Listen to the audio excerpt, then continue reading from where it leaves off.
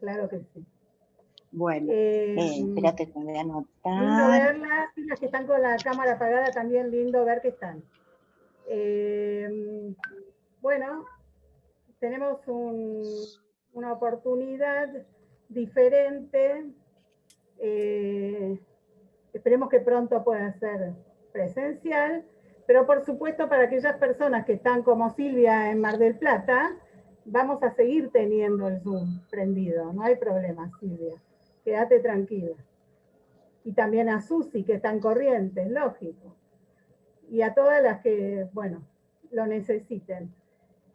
Pero mientras tanto, estamos en este ámbito, estamos en el Zoom de Beit Hana, en nuestro aula, que ya hace más de un año que está funcionando, Baruch Hashem, y que ha sido de apoyo para muchísima gente, una oportunidad para aprender cosas nuevas, para sentirse acompañada, para escuchar testimonios increíbles. Muchas cosas hemos hecho a lo largo de este año y con el equipo de Beit Hana estuvimos pensando en una nueva clase que, entre otras cosas, para mí es como entrar a una juguetería a un chico, porque es de las cosas que más me gusta, la historia. Entonces, compartir con ustedes esa pasión, esas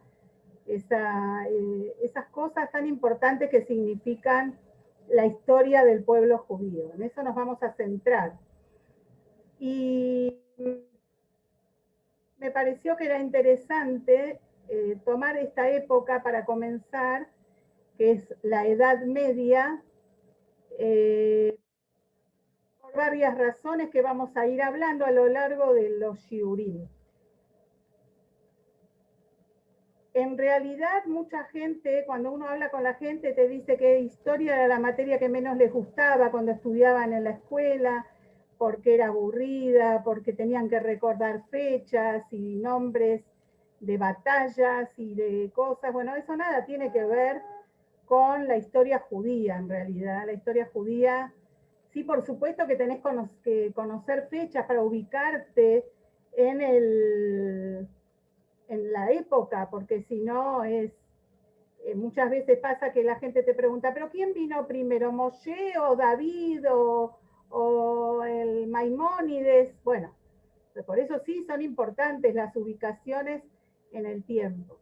Pero además la historia es algo trascendental en la vida de cualquier pueblo y más aún en el nuestro, porque la historia, cuando uno la estudia y analiza, ve también el futuro. Uno puede aprender de los aciertos y de los errores para no cometerlos nuevamente. Podemos aprender tanto que por eso es importante conocerla y como sabemos, como pueblo tenemos que saber quiénes somos, de dónde venimos, para poder entenderlo. Miren, hay una cosa que me impactó hace años, había leído una nota de un médico israelí que vivía en Kiryat Arba, lo que se llama, digamos, Hebrón, una zona caliente, una zona difícil, hay que ser muy valiente para vivir ahí.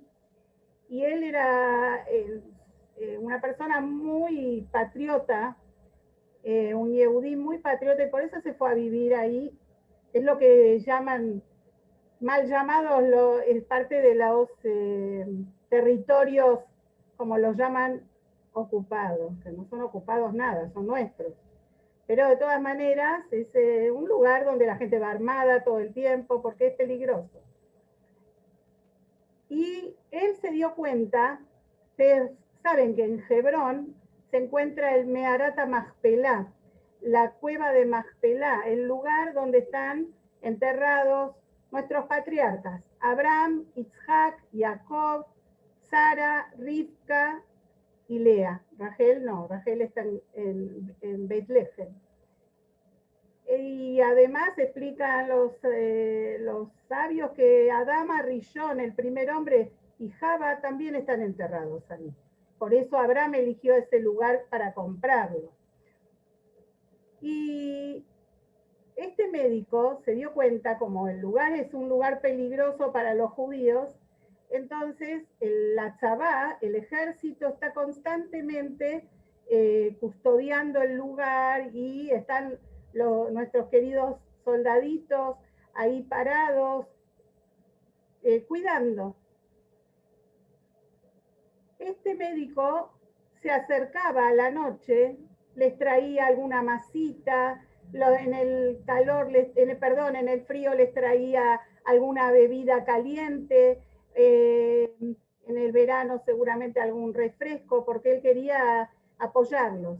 Pero charlando con ellos, se dio cuenta de que la mayoría no sabía qué estaba cuidando.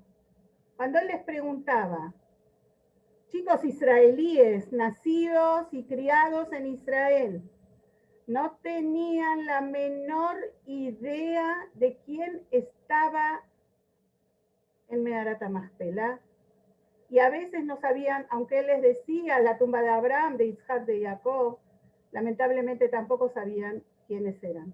Y entonces él se tomó esa responsabilidad de ir y hablar con los soldados y contarles, para que sepan qué es lo que ellos están haciendo y la importancia de lo que están haciendo. Entonces, bueno, cuando esa historia me impactó muchísimo, porque imagínense, un desconocimiento tan grande. Entonces, por más gran amor que uno le tenga a la tierra de Israel, a cada Yehudi, es importante saber, es importante el conocimiento. Por eso es trascendental conocer la historia de nuestro pueblo, entre otras cosas. Entonces, y además hay un detalle que para mí es también muy importante. La historia del pueblo judío es apasionante. Es apasionante. Es una historia linda, agradable. No, la verdad que hay muchas cosas muy tristes en la historia judía. Pero eso no le quita la belleza y lo apasionante e interesante que es. Y nos vamos a ir dando cuenta el impacto que tuvo todo lo que pasó en cada época. Todo siempre se termina relacionando con los Yehudim. Es algo que no podemos evitar. Bueno, después de tanta, digamos, introducción, vamos a ir al tema en sí mismo. Hoy vamos a, en general, ¿cómo va a funcionar esto? Vamos a ir transitando la época que nos toca, en este caso, como dije al principio, va a ser la Edad Media, y vamos a conocer a muchísimos personajes de nuestro pueblo, algunos más conocidos por todos, otros no tanto, pero eso no les quita la gran importancia que tuvieron. Quizás no tuvieron la trascendencia porque, bueno, sí la tuvieron, pero no todo el mundo los conoce. Y entonces a eso nos vamos a dedicar, a esos personajes que hicieron tanto por nuestro pueblo, y también aquellos personajes que produjeron problemas para nuestro pueblo. Hay de todo, pero la mayoría son grandes, grandes personalidades a quienes les debemos el estar hoy como judías orgullosas aquí. Vamos a empezar, vamos a hacer como una introducción al tema de la época. Permiso, voy a dar vuelta un minutito. Nosotros no vamos a estudiar la historia de todos los pueblos, pero para poder ubicarnos un poquito en lo que era la Edad Media, no la vamos a explicar inextenso ni tampoco con grandes detalles. Primero porque muchas de ustedes ya lo habrán estudiado o leído o lo que fuera. Y segundo porque no es el tema. Nuestro tema va a ser los personajes judíos y el pueblo judío en esa época. Pero realmente a veces hay que dar ciertos detalles para poder entender aún mejor cómo fue que pasó, cuál es la situación, ¿verdad? ¿Qué es la Edad Media? La Edad Media es un periodo histórico que más que nada sucedió en el occidente, más que nada en el continente europeo,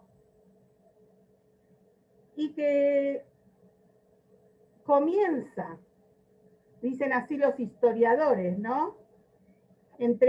Digamos, su comienzo es cuando concluye la Edad Antigua, comienza la Edad Media. Esto aproximadamente es en el siglo V de la Era Común, para que se ubiquen. Después vamos a ver los años también en hebreo.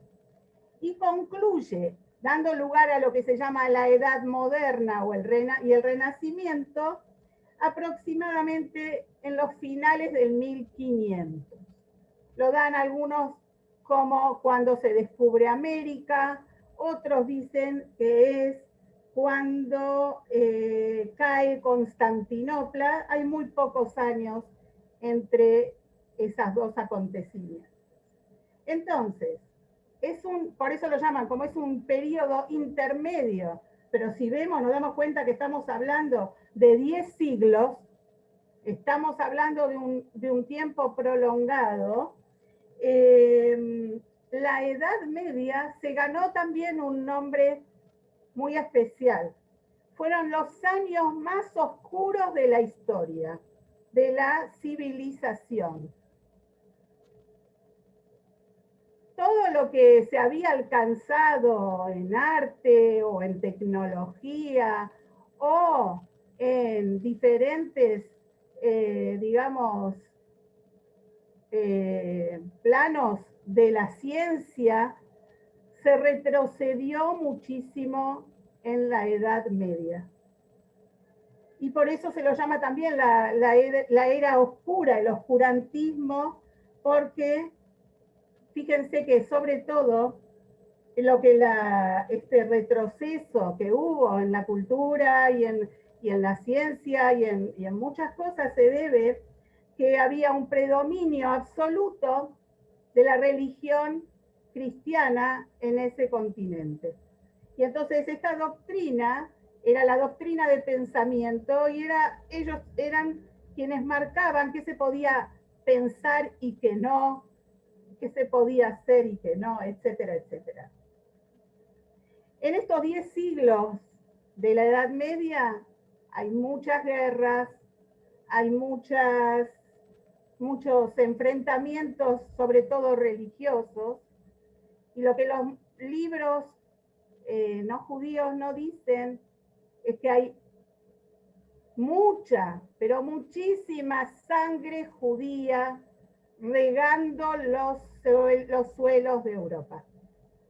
Porque siempre la cosa termina con los judíos.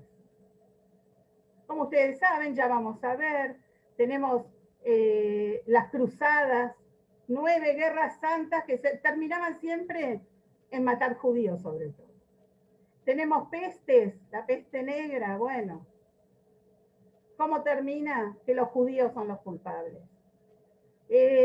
Tenemos muchísimas que ya vamos a ir analizando. Estos son apenas algunos de los sucesos que tienen que ver con los judíos. En la Edad Media también surge el Islam. Y, por supuesto, ¿quién la termina ligando? Los judíos también.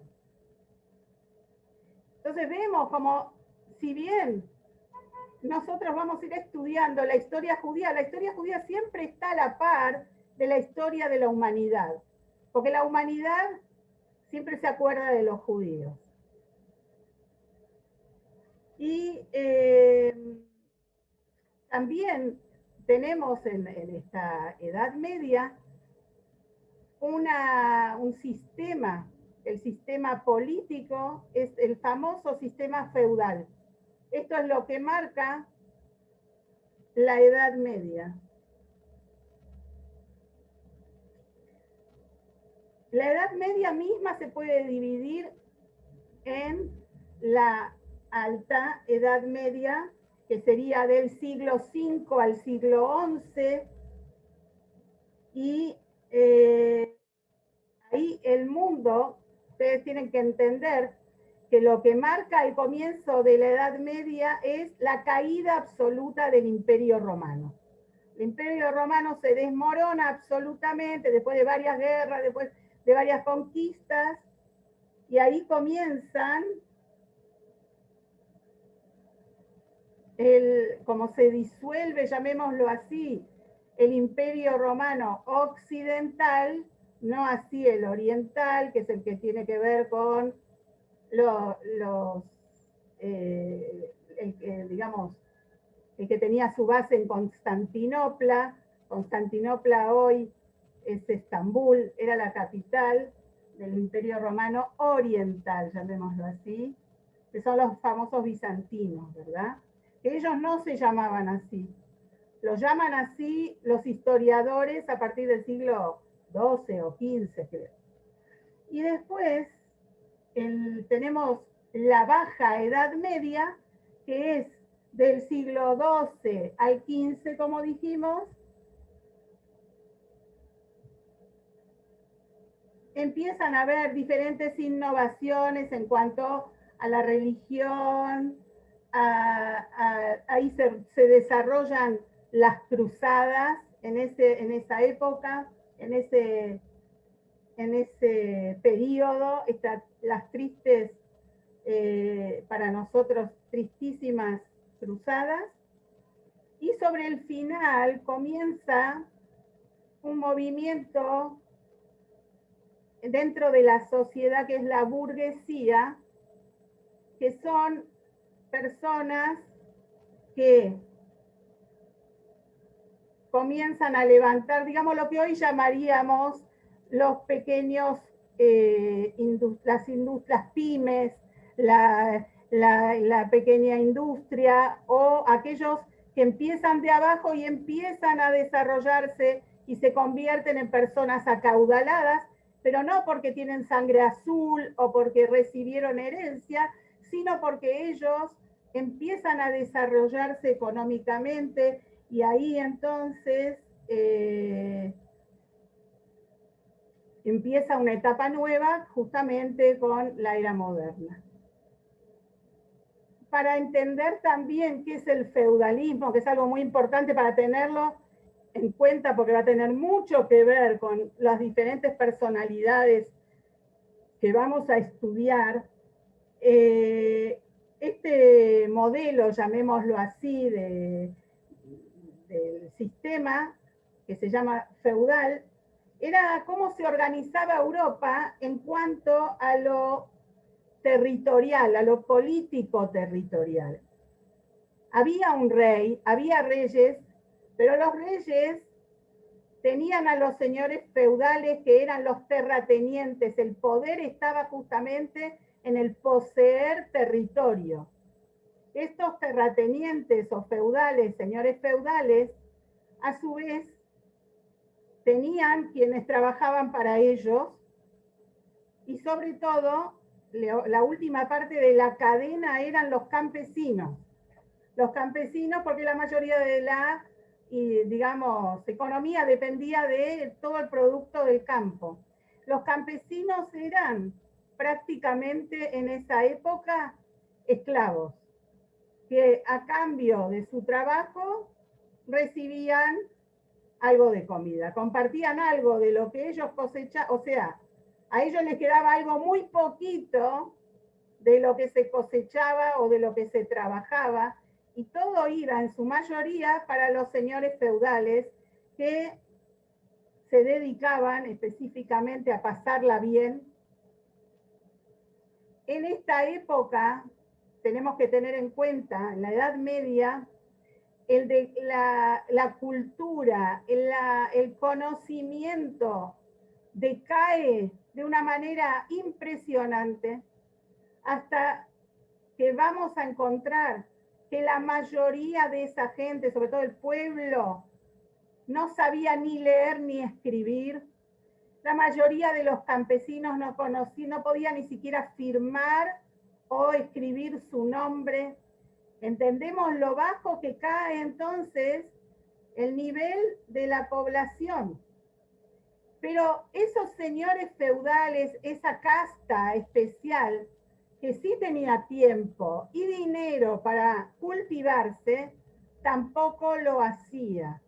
Muchos de los grandes señores tampoco conocían demasiado escribir y leer, y lo que les importaba mucho era hacer grandes fiestas, pasarla bien, salir de casa, casa con Z, y también la violencia. Todos hemos visto cuando éramos chicas las famosas películas de los caballeros y las damas, y que se enfrentaban para ganar la dama o lo que fuera, conquistar el... O sea, estaban en lo que hoy diríamos la pavada. Y no es que se dedicaron ni al pueblo, ni a mejorarse a sí mismos, ni a elevar la cultura. Había una casta intermedia que también tiene mucha importancia para nosotros, lo tenemos que tener en cuenta por la historia judía, que era la iglesia.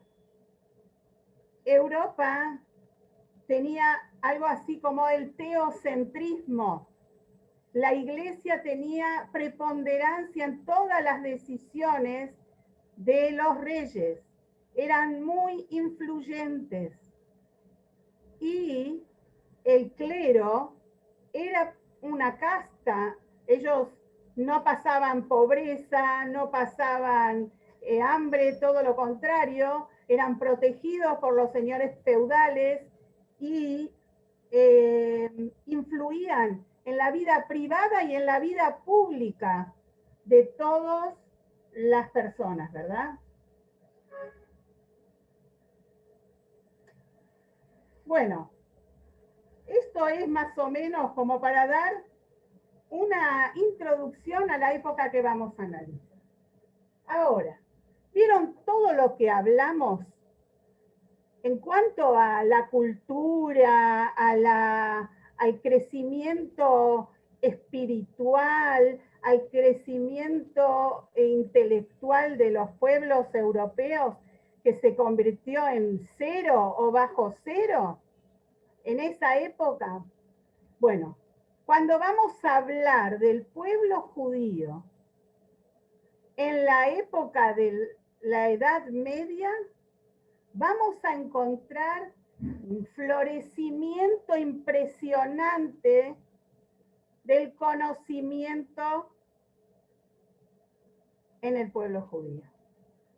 Vamos a ver el gran desarrollo del estudio de la ley judía, de la Torá, y que todo esto también deriva en el crecimiento espiritual y en el crecimiento también de otras ciencias, debido a que en la Torá está todo. Entonces, esos grandes personajes que vamos a conocer, vamos a ver que además fueron grandes médicos, contratados por diferentes reyes o califas o soberanos, llamémoslos como sean en el momento que correspondan. La filosofía judía, y la filosofía se desarrolla de una manera impresionante, la literatura, la poesía, todo eso, como nosotros sabemos, habrán escuchado del siglo de oro español, que está relacionado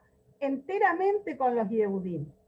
Entonces vemos que en contrapunto a la caída terrible de todos los pueblos en esa época, encontramos que el pueblo judío sigue adelante, y no solo que sigue adelante, sino que se cumple lo que Hashem les prometió, que es que la Torá va a seguir iluminando la vida de los Yehudim.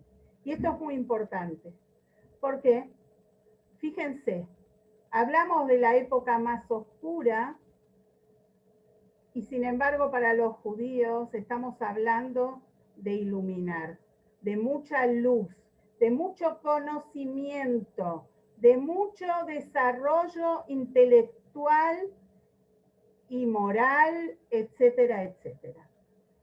Entonces, me parece como que ahí está la primer parte importante para saber lo que significa esta época que vamos a transitar, que no tiene, si bien todos los problemas y persecuciones y matanzas, esto es lo increíble. Si uno analiza las vidas de los judíos durante la Edad Media, tomen, si quieren, a los personajes más relevantes. Vamos a tomar a uno como para dar un ejemplo, el Maimónides. El Maimónides que desde chico tuvo que escapar con su familia, primero de las tribus islámicas que también los perseguían porque querían que se convirtieran en su ciudad natal en Córdoba. Cómo van yendo de un lado al otro. Después, en el medio de todo esto, tantas persecuciones, pasan por diferentes lugares, están en Israel, deben escaparse de Israel, van a Egipto y hasta que finalmente llegan al lugar donde ellos se alojan en la ciudad de Fostad, lo que él pasa y nosotros vemos su obra. ¿Cuándo nos dan las cuentas de los días, horas, los años? Nos dan las cuentas sin tranquilidad, nada, sin seguridad. La obra magna del Maimónides, estamos hablando solo de un personaje. Y así podemos nombrar a Rashi, que en total vivió 65 años. No hay una parte de la Torá, el Naj, la Mishnah, el Talmud, que no tenga al lado la explicación de Rashi. Y no significa que escribían pavadas. Estamos hablando de cosas muy profundas. No dan los años normalmente para poder comprender cómo estos hombres lograron dejarnos todo el conocimiento que tenemos hasta el día de hoy. Eso para nombrar a algunos de los muchísimos personajes.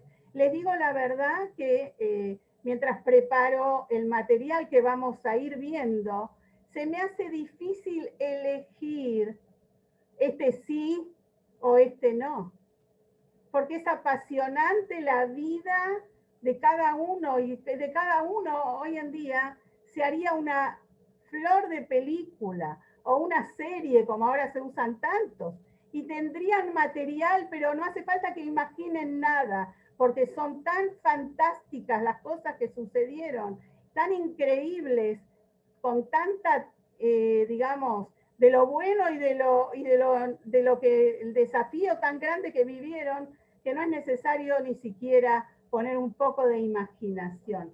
Supera la imaginación de quienes hacen esas películas y esas cosas. Pero vamos a empezar ahora con nosotros. Primero voy a compartir con ustedes una imagen en la que les va a mostrar primero lo que hablamos de la Edad Media. Lo vamos a leer para que tengan una idea ya plasmada en la pantalla de lo que estuvimos hablando con los años aproximados en los que están. Entonces, vamos a ver. ¿Lo ven, verdad? Acá se ve la alta Edad Media, ¿sí? Que es la primera parte. Nos explica que el feudalismo es el sistema, es una monarquía dividida entre la clase privilegiada y los no privilegiados, clases sociales, nobleza, clero y campesinos. La segunda parte, que es la Baja Edad Media, tenemos cruzadas, dice que fueron 8 expediciones militares y religiosas, yo creo que fueron 9, en defensa de los lugares santos de Palestina. Esto está dado, no es algo judío, ¿verdad? Y crisis, peste y descenso en la población. Surge nueva clase social, la burguesía. Y acá ustedes tienen la Edad Antigua, que llega del siglo I al siglo IV.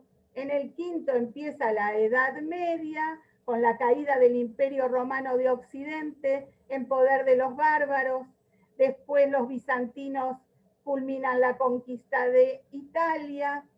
En el siglo VII muere Mahoma y los ejércitos musulmanes que conquistaron el Oriente Medio, expansión del Islam. Después los musulmanes cruzan el estrecho de Gibraltar y van a España. Después lo tenemos a Carlomagno por 14 años. Después Navarra se convierte en un reino independiente. Bueno, todo así hasta que llegamos a 1492, descubrimiento de América, 1453, caída del Imperio Bizantino. Esto es el final de la Edad Media. Entonces, por eso, bueno, quería compartirlo como para resumir lo que ya hablamos, ¿verdad? Pero ahora nos vamos a ir a lo nuestro, a lo que dijimos del crecimiento intelectual y espiritual. Entonces ahora les voy a compartir un cuadrito más corto que nos muestra. Fíjense, lo que nosotros, los Yehudim, tenemos es absolutamente preciso y claro cómo es la cadena de tradición de la Torah, desde Moshe Rabbeinu, que la recibe en el monte Sinaí, hasta nuestros días. Está totalmente claro quiénes fueron los que fueron transmitiendo la tradición. Pero acá empieza desde el año 200, por eso es un poquito antes de del menos 200, un poco antes del tiempo que nosotras vamos a estudiar, y nos empieza a contar, las que participan del Shiur de Pirkei Avot, saben lo que son las Zugot. Las Zugot son las parejas de rabinos que tenían en sus manos la tradición de cada generación, así como, por ejemplo, antes de ayer estudiamos a Rabbi Yoshua Ben Pragia y Nitai Arbeli. Por ejemplo, son una pareja, Oilel y Shammai.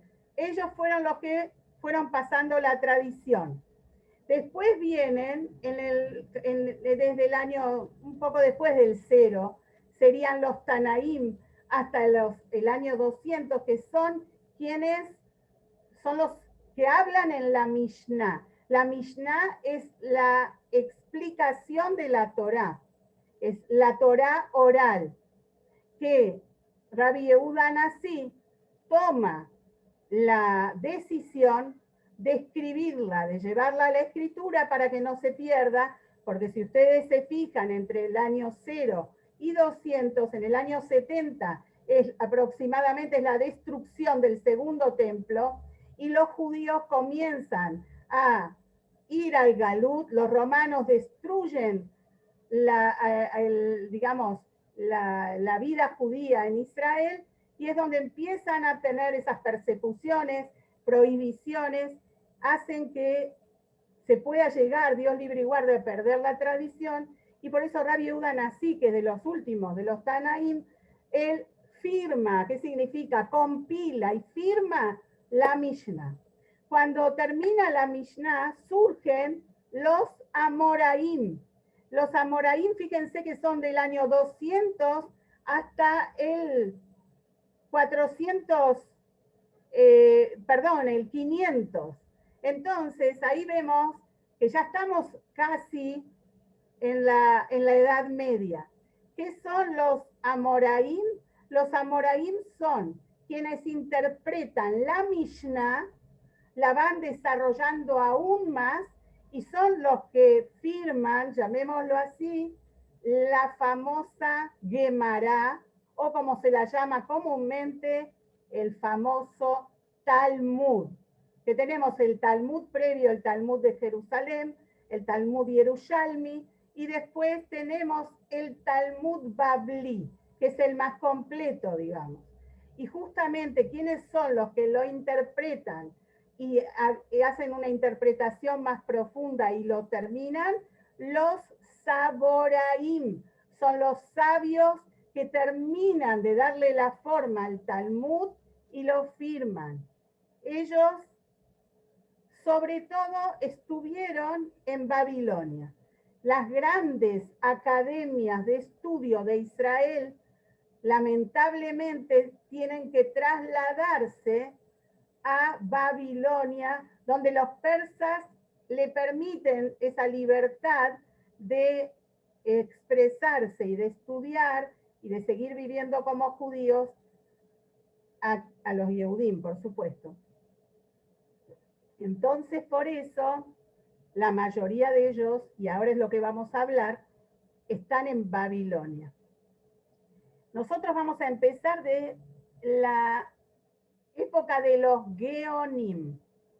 Los Geonim, como ustedes pueden ver, estuvieron aproximadamente desde el año 650, calculemos, hasta el año 1050.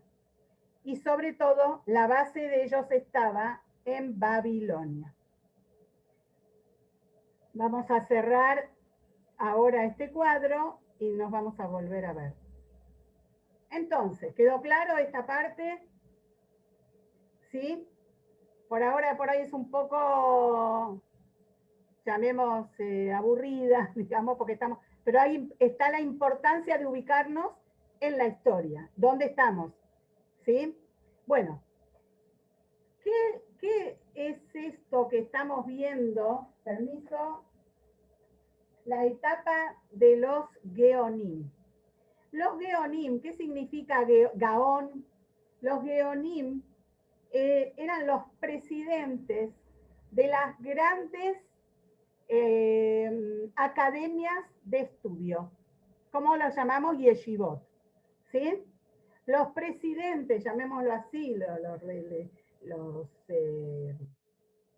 directores, pero bien top, de estas academias eran llamados Geonim.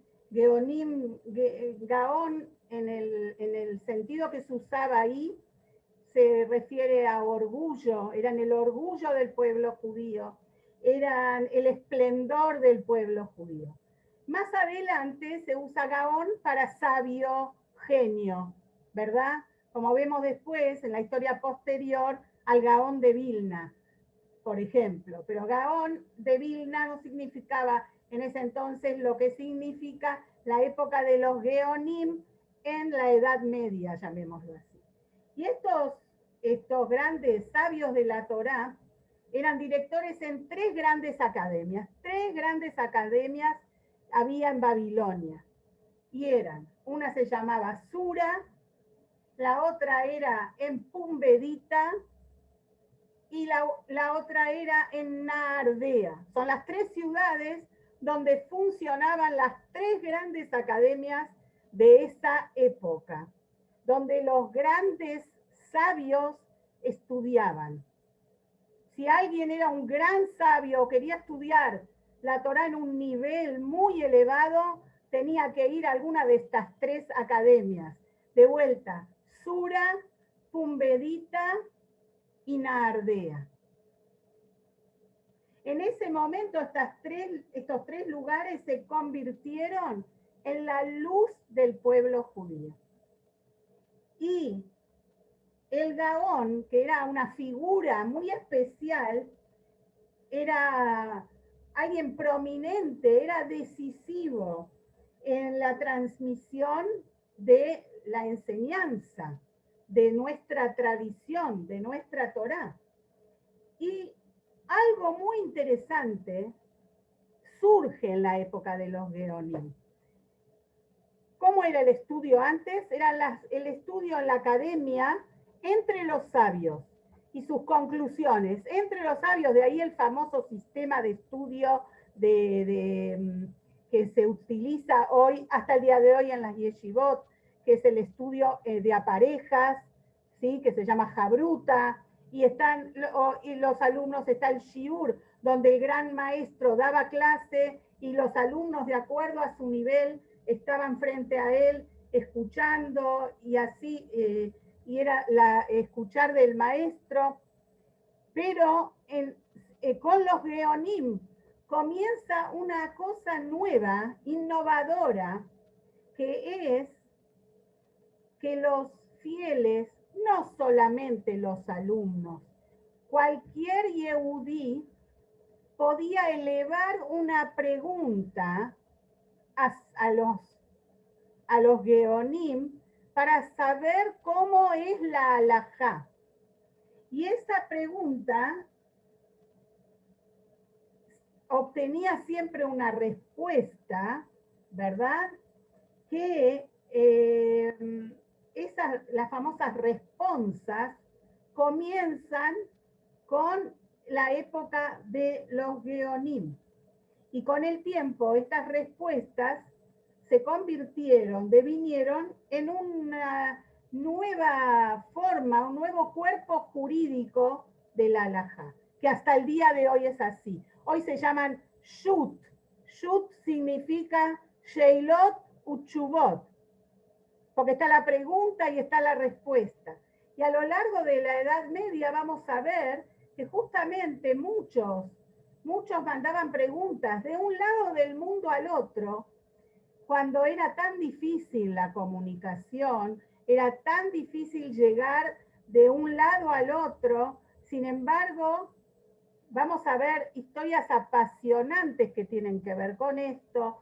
Y fíjense algo interesante, es más avanzado en la época, pero los judíos que nunca estuvieron en España, los judíos que de Israel se fueron a los países árabes, cuando salieron de los romanos, los echaron, o posteriormente, generalmente, ¿cómo los llamamos nosotros a estos judíos? Los llamamos sefaradí. Yo soy sefaradí. Sefaradí significa de Sfarad, de España. Pero quizás sus antepasados jamás estuvieron en España. No son los judíos sefaradín. ¿Y por qué se llaman a sí mismos sefaradín?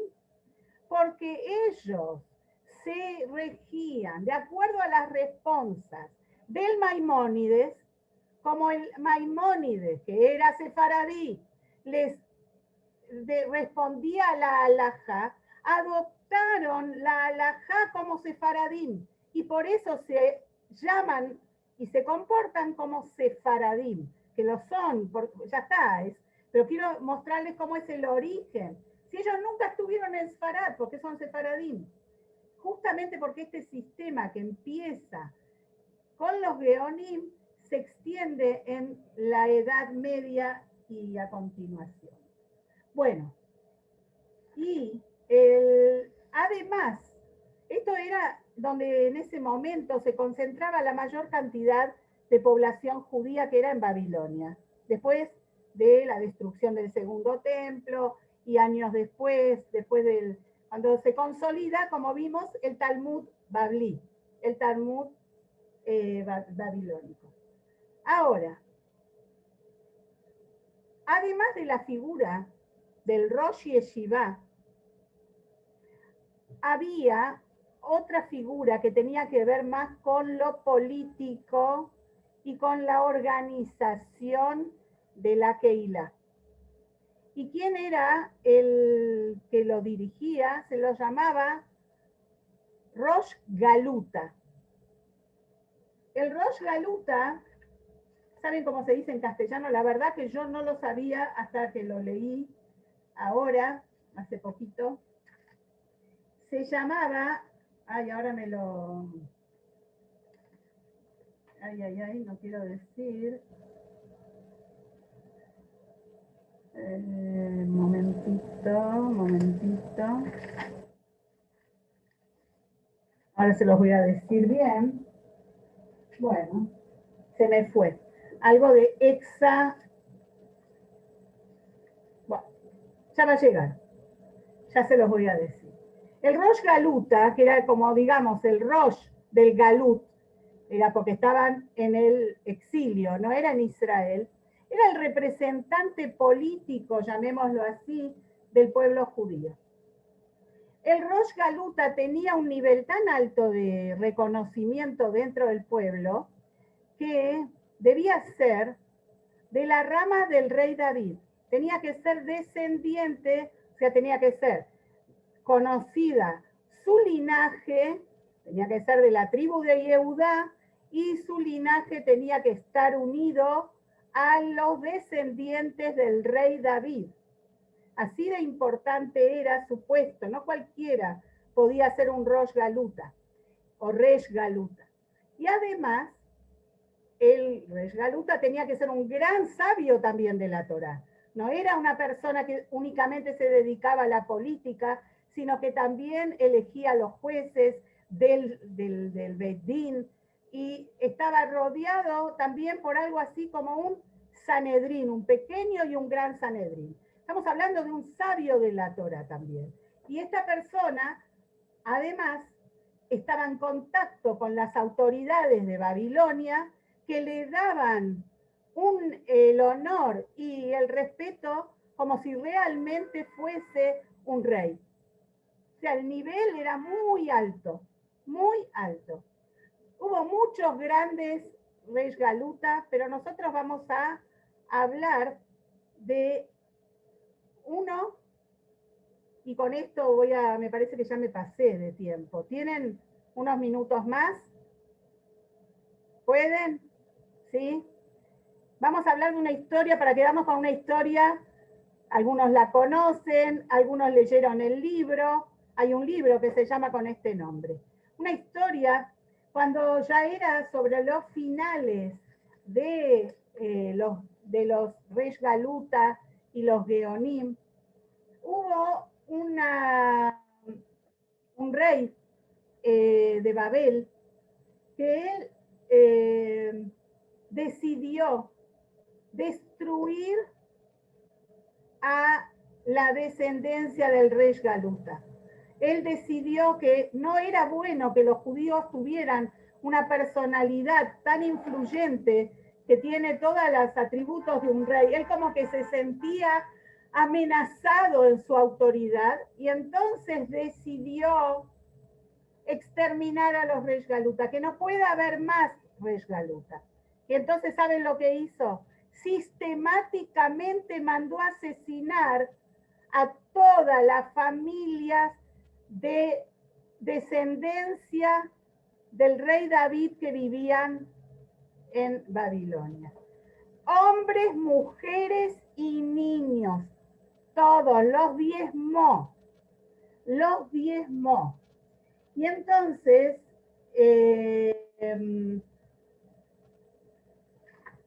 llegó un momento en que aparentemente ya no iba a haber más descendencia del rey David. Una noche, este rey, que se dedicó a diezmar y asesinar a todos los que fueran posibles Resh Galuta, tuvo un sueño. En ese sueño, él tenía delante de sí un hermoso jardín con árboles hermosos, frutales, y él con un hacha cortaba todos los árboles y los terminaba haciendo leña. Todos, porque quería destruir, no quería que quede nada del Resh Galuta. Esto sucedió en el siglo VII, para que se ubiquen, en el siglo VII en Babilonia. Cuando cree que terminó de talar y destruir todos los árboles del jardín, se da cuenta que queda un pequeño retoño, una pequeña plantita de árbol que está floreciendo, no, que está creciendo. Y entonces él levanta el hacha para cortarla. Y en ese momento aparece un hombre grande, un anciano, con cabellos, algunos cabellos pelirrojos, con una cara santa, todo vestido de blanco, y le dice, lo detiene y le dice, ¿qué estás haciendo? Vos viniste a destruir mi jardín. Y entonces, ¿sabés cuál va a ser tu final? Tu final va a ser que vas a morir y toda tu descendencia va a desaparecer. Entonces el rey en el sueño se arrodilla ante este anciano y le pide, no, que por favor no lo haga. Le pide perdón, está arrepentido. Entonces el anciano le dice, vas a cuidar a este retoño para que se convierta en árbol y no vas a dejar que le pase nada a él ni a su descendencia. Y así vas a quedar vivo.